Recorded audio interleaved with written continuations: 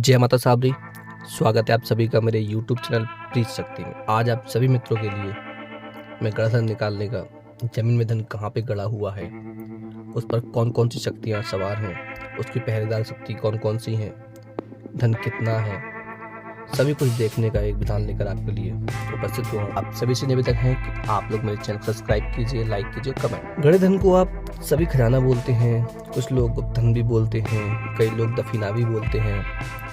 अपनी क्षेत्रीय भाषा में बहुत कुछ लोग इस गुप्त धन को बोलते हैं। गुप्त धन जो है, जो खजाना है, वो कई जगह पर होता है। जैसे पुराने मंदिर हैं, उनके आस पास में होता है। ये पुराने किले हैं, जो गांव में गढ़ी बोलते हैं, जो छोटा किला होता है वहाँ पे होता है। बड़े बड़े जो दरवाजे होते हैं उनके आसपास गढ़ा होता है। पुराने मकान, भूमि, कहीं पे धन की प्राप्ति बहुत सारी जगह पे हो जाती है और बहुत सारे लोग इसी धन की खोज में अपना जो जीवन है, जीवन का कई समय इसी में बर्बाद कर देते, पर फिर भी उन्हें जो धन है वो प्राप्त नहीं हो पाता, क्योंकि उनके पास जो सही विधि और जो सही जानकारी है वो नहीं होती। कुछ लोग तो मैंने ऐसे भी देखे हैं जो तंत्र मंत्र के बारे में या गुप्त शक्तियों के बारे में कुछ नहीं जानते, केवल ऐसे ही धन को ढूंढते फिरते हैं, खोजते रहते हैं, कहीं कहीं ना कहीं मिल जाए। ऐसा नहीं होता है। सबसे पहले तो आपको बता दूं कि जो गुप्त धन है वो बहुत ही कम जगह पर होता है। शंका के चलते कई लोग खुदाई भी करते हैं,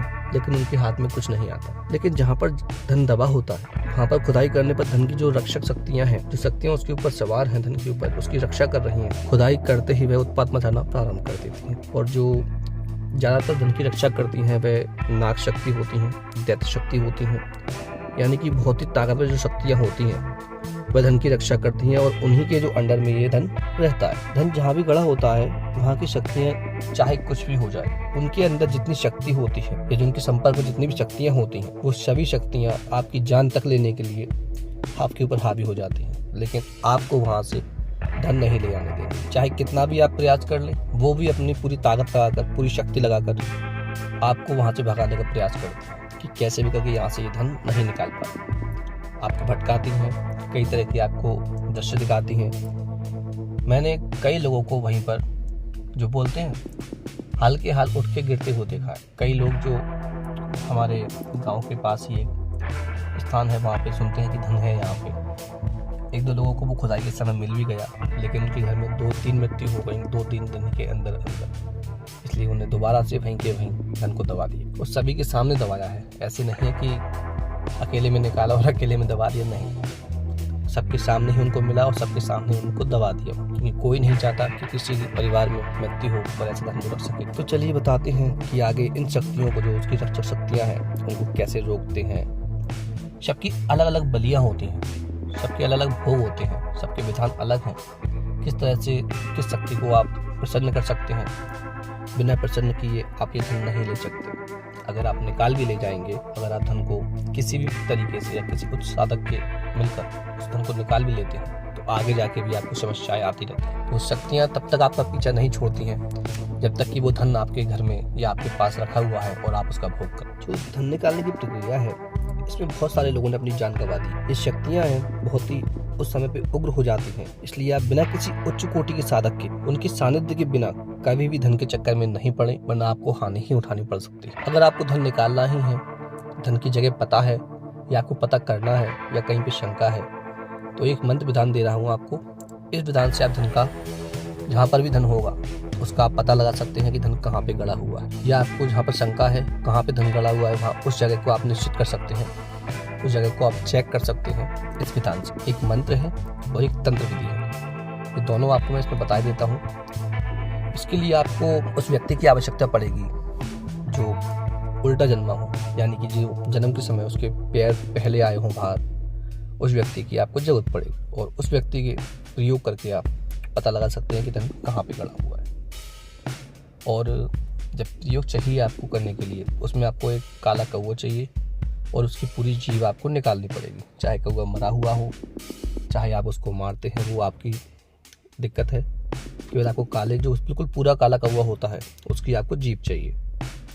उसकी जुबान को आपको निकाल के, जो एक काली गाय होगी जो पूरी काली होगी, उसका आप दूध लेके आएंगे और उस जीभ को उस दूध में डाल के उसको गर्म करेंगे, उबालेंगे उसको, इतना उबालेंगे कि दूध जितना था उसका आधा रह जाएगा, और उसी दूध का आप घी निकाल लेंगे। घी निकालने की विधि आप सभी जानते होंगे, उसका घी आपको कैसे भी बना देगा। ठीक है, जब वो घी तैयार हो जाए फिर आपको किसी भी शुभ मुहूर्त में, चाहे आप होली मान लीजिए, दिवाली मान लीजिए, नवरात्रि मान लीजिए, या कोई भी शुभ अगर अमावस्या भी पड़ती है उस समय भी आप इसको बना सकते हैं। करना चाहिए कि जो कौवा आपको मरा हुआ मिला था या आपने मारा था उसकी आंखें भी आपको निकाल के रख लेनी है पहले से।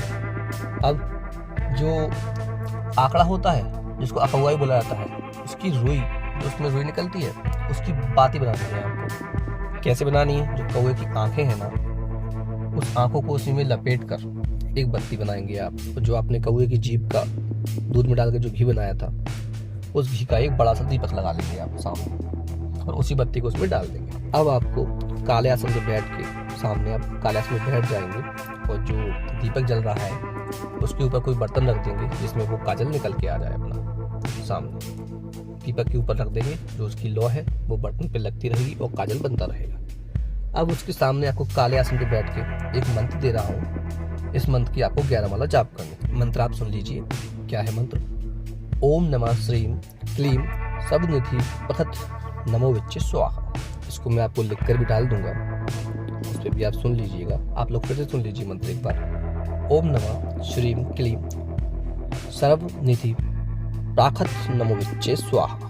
मंत्र का उच्चारण आप लोग साफ कीजिएगा, और 11 माला इस मंत्र की आपको जपना है, और आपका जो काजल है वो बनता रहेगा उस टाइम। जब काजल बन जाए, 11 माला आपकी पूरी हो जाए, तो उस काजल को निकाल कर एक डिब्बी में रख लीजिए, और उस डिब्बी पर आपको इसी मंत्र के द्वारा 216 बार अभिमंत्रित करके उसको जाप करके अभिमंत्रित करना है, जो काजल है उसको। ठीक है, अब उसके अंदर आप चाहे तो घी डाल दें, चाहे तो चमेली का तेल डाल दें, जो आपको सही लगे वो आप उसमें डाल सकते। अब धन देखने का आप जो काजल है, जो अंजन है, वो आपके पास तैयार हो गया, और इस मंत्र को भी आपने सिद्ध कर लिया है साथ में। अब इसको आप चाहे तो आंखों में भी लगा सकते हैं उस उल्टे आदमी के, या फिर उसको डिब्बी में भी दिखा सकते हैं। डिब्बी में चलाने के लिए आपको इसी मंत्र का प्रयोग करना पड़ेगा। 216 बार मंत्र पढ़ के आप डिब्बी में फूंक के उस व्यक्ति के हाथ में दे देंगे, तो धीमे धीमे करके उसको लाइट आ जाएगी, यानी कि उसको दिखना प्रारंभ हो जाएगा। ये विधि जो मैंने आपको दी है ये पूर्णतः सत्य है, इसमें कोई कहीं से हेरफेर नहीं किया है मैंने। कई लोग इसका प्रयोग करते हैं, कई लोग ये